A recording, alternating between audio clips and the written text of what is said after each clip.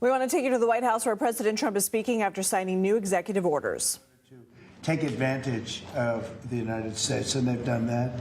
We have a big deficit with them.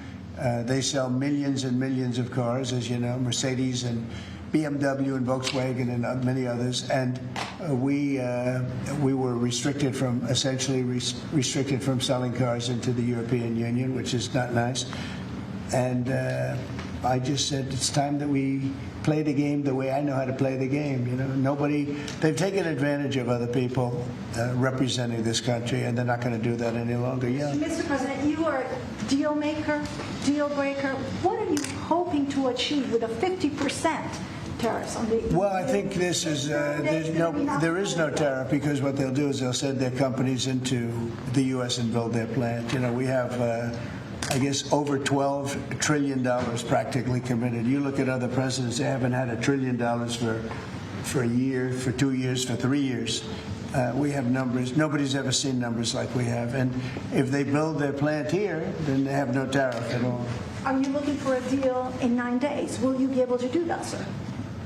I'm not looking for a deal. I mean, we've set the deal. It's at 50%. But again, there is no tariff if they build their plant here. Now, if somebody comes in and wants to build a plant here, I can talk to them about a little bit of a delay.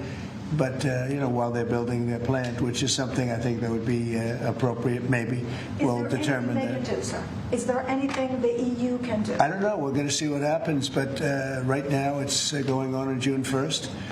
And that's the way it is. No, they haven't treated us properly. They haven't treated our country properly.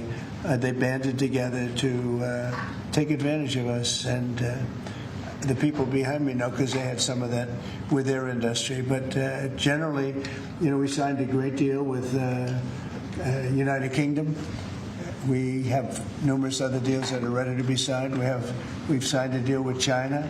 We have some really amazing deals. But the European Union, I mean, the sole purpose was really not to hurt us, but to take advantage of us. And we're not going to be taking Mr. President, on Apple, you said this morning that if they don't make their iPhones in the U.S., you're going to hit them with a 25% tariff. Right. Do you have the power to tariff one single company? And why would you want to hurt an American company in that way? It would be more. It would be also Samsung and anybody that makes that product. Otherwise, it wouldn't be fair. So anybody that makes that product, and that'll start on, I guess, the end of June. It'll come out. I think we have that appropriately done by the end of June. So if they make that product. Now, again, when they build their plant here, there's no tariff. So they're going to be building plants here. But I had an understanding with Tim that he wouldn't be doing this. He said he's going to India to build plants. I said, that's okay to go to India, but you're not going to sell into here without tariffs. And that's the way it is. Yeah. Well, why would you hurt an American company? What makes you confident, sir, that Apple can build in the United States at a price that American consumers? Oh, they can. No, they can. And a lot of it's so computerized now. These plants are amazing if you look at them, but they can do that. And you know, actually, as you know, Apple's coming in with $500 billion.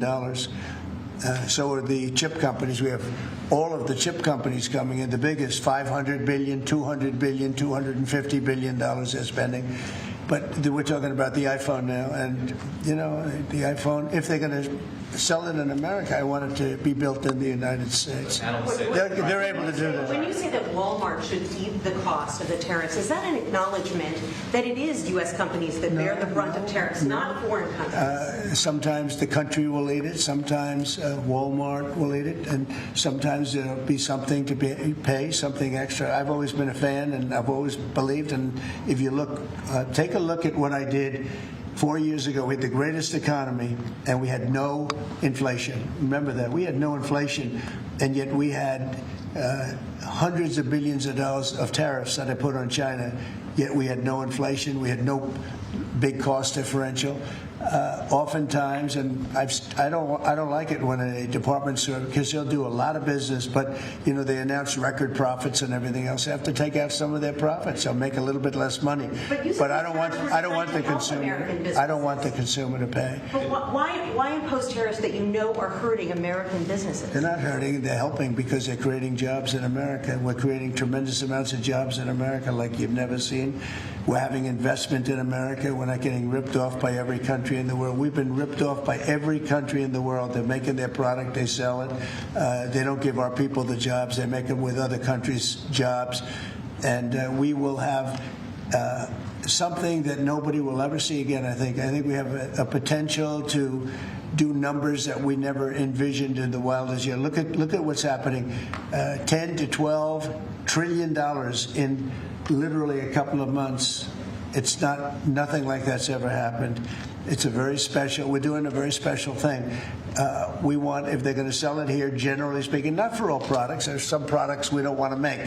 And frankly, we're much better off getting them elsewhere. But for certain products, we want cars. We want to make cars. We don't want to have, and I like Canada very much, but we don't want to have Canada making our cars. We want to make our cars. Oh, it's a phone call. Do you mind? Hello? Okay, it's only a congressman. I'd let you know, actually. Mr. President, are you considering stopping other universities from taking foreign students? It's a different congressman. They're all congratulating us. Is that iPhone, sir? Yeah, it's lucky it is. Right? Okay, let's go. Are you considering stopping other universities besides Harvard from accepting foreign Well, students? we're taking a look at a lot of things. And as you know, billions of dollars has been paid to Harvard. How ridiculous is that? Billions. And they have $52 billion as an endowment. They have $52 billion. And this country is paying billions and billions of dollars and then gives student loans, and they have to pay back the loans. So Harvard's going to have to change its ways. So are some others. On that note, a lot of CEOs in the United States, big companies, are foreign. What is that going to do? I'm fine with that. No, I'm fine with that. No, we want to do that. We're actually going to be doing something in the near future that's going to make it possible for people to come into this country and come in and, have a road toward citizenship. And I think it'll be very exciting, but it's too soon to speak. Why would you not want the best and brightest from around the world to come to Harvard? I do, but a lot of the people need remedial math. Did you see that? Where the students can't add 2 and 2 and they go to Harvard. They want remedial math, and they're going to teach remedial math at Harvard. No, wait a minute. So why would they get in? How can somebody that can't add or has very basic skills, how do they get into Harvard? Why are they there? And then you see those same people picketing and screaming at the United States and screaming at, they're anti-Semitic or they're something. We don't want troublemakers here. But how do people that can't, when Harvard comes out with a statement that they're going to teach some of their students remedial math, that's basic math, that's not the deal. Okay, and any more? In the back? Are there other countries you're considering shortening the 90-day pause on tariffs for? And then are there specific steps you're looking for the EU to take? We have a lot of requests, and you don't have the people to handle it, frankly. Everybody wants to make a deal.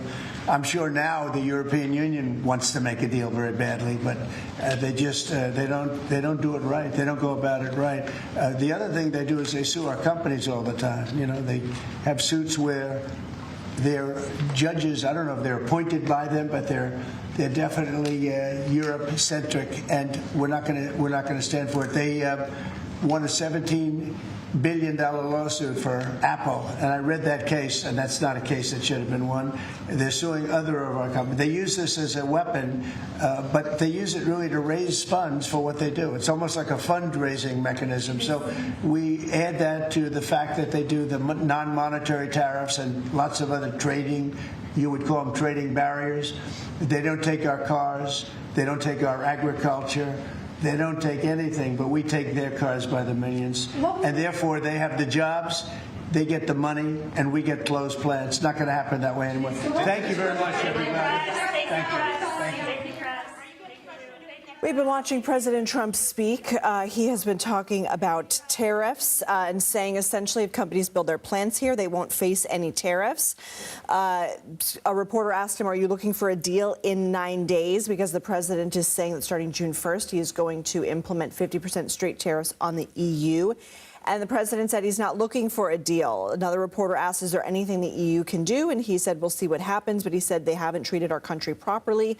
They've banded together to take advantage of us. Our own chief White House correspondent Nancy Cortez was there, and she asked about targeting American companies. And the president said it's not just Apple, it's any kind of product, Samsung as well. If they build their plant here, there won't be any tariff. This is after the president signed several executive orders.